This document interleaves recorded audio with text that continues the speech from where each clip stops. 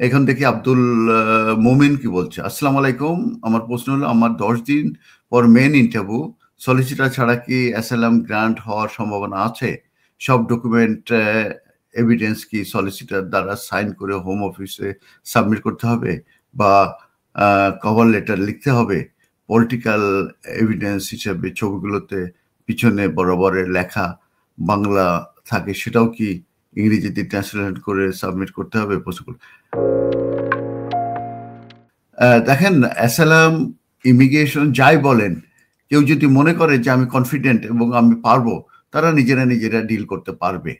সেক্ষেত্রে কিন্তু এটা ম্যান্ডেটরি না যে সলিসিটার আপনার রাখতেই হবে। আর সলিসিটার রাখলেই যে গ্রান্টেড যে আপনার এটা সাকসেস হবে, তারও কোনো গ্যারান্টি নেই।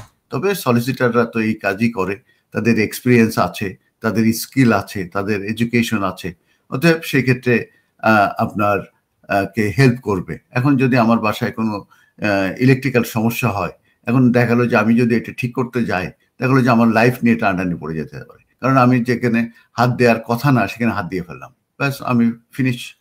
তো আমি তখন কি করি, আমি ইলেকট্রিশিয়ান ডাকি, ডেকে তখন তাকে পয়সা দিয়ে আমি কাজ করাই। ঠিক একইভাবে এই ইমিগ্রেশন বলেন কিংবা ডক্টর, আমরা তো ইচ্ছে করলে নিজেরা যে তো প্যারাসিটামল খেয়ে নিতে পারি, কিন্তু ওইটা তো আমাদের জন্য প্রবলেম হতে পারে।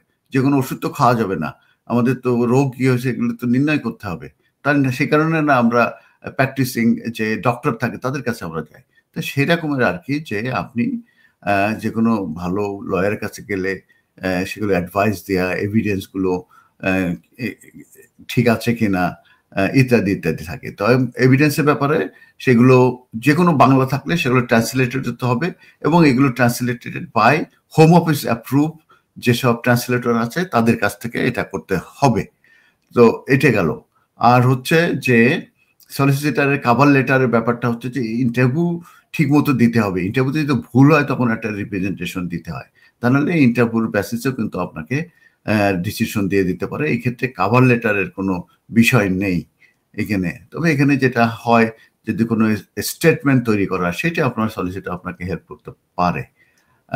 আর হচ্ছে রিপ্রেজেন্টেশন দিতে পারে যদি কোনো ভুল টুল থাকে, হয়তো ঠিকমতো লেখে না, ইন্টারপ্রিটেশন ঠিকমতো হয় নাই, তখন 5 ওয়ার্কিং ডেজের ভিতরে কিন্তু এটা রিপ্রেজেন্টেশন দেয়, সেটা সলিসিটারের মাধ্যমে দিতে হয়। ইমেলে যোগাযোগ করতে হয়, ডকুমেন্টগুলো পাঠাতে হয়, আপলোড করতে হয়।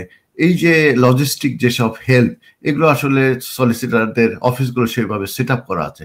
আপনার বাসায় তো স্ক্যান নাই, আপনার বাসায় তো মানে কম্পিউটার আছে কিনা আমি জানি না। তো এই সমস্যাগুলো ঠিক মতো থাকে না, মানে সাপোর্টগুলো থাকে না। তো যে কারণে আপনি নিজে করতে চাইলে করতে পারেন, কিন্তু সেক্ষেত্রে আমি যেটা বলেছি যে ইলেকট্রিশিয়ান না ডাকলে নিজের লাইফ চলে যেতে পারে। ঠিক একইভাবে নিজেরটা করতে যেয়ে দেখেন যে আপনি কেসটা নষ্ট করে একেবারে সর্বনাশ করে দিলেন। তো সেই কারণে একটু ভালো, তারপরে যার কাছে গেলে হবে না। অ্যাসাইলামটা ভেরি কমপ্লেক্স, খুবই ডিফিকাল্ট। যাদের এক্সপিরিয়েন্স আছে অ্যাসাইলামে তাদের কাছে আপনারা যাবেন এবং অ্যাডভাইস নেবেন, কারণ 1951 এর ইউএন কনভেনশনে কি বলা হয়েছে, ফেয়ার অফ পারসিকিউশন কি, লাইফ ইজ ডেঞ্জার, কোন ধরনের এভিডেন্সগুলো আপনার কেসকে সাপোর্ট করবে, এইসব বিষয়গুলো কিন্তু জানার আছে, বোঝার আছে, এবং এগুলো এক্সপিরিয়েন্স যারা আছে এই অ্যাসাইলামে তাদের কাছ থেকে আপনি কিনে নেবেন। তো MQ Hassan Solicitors, helping people through the laws. আমাদের রয়েছে দক্ষ ও অভিজ্ঞ লয়ার টিম, যাদেরকে আপনি নিশ্চিন্ত মনে বিশ্বাস ও নির্ভর করতে পারেন for quality of work and excellent client care. MQ Hassan Solicitors, managed and supervised by renowned and experienced solicitor Mohammad Kamrul Hassan.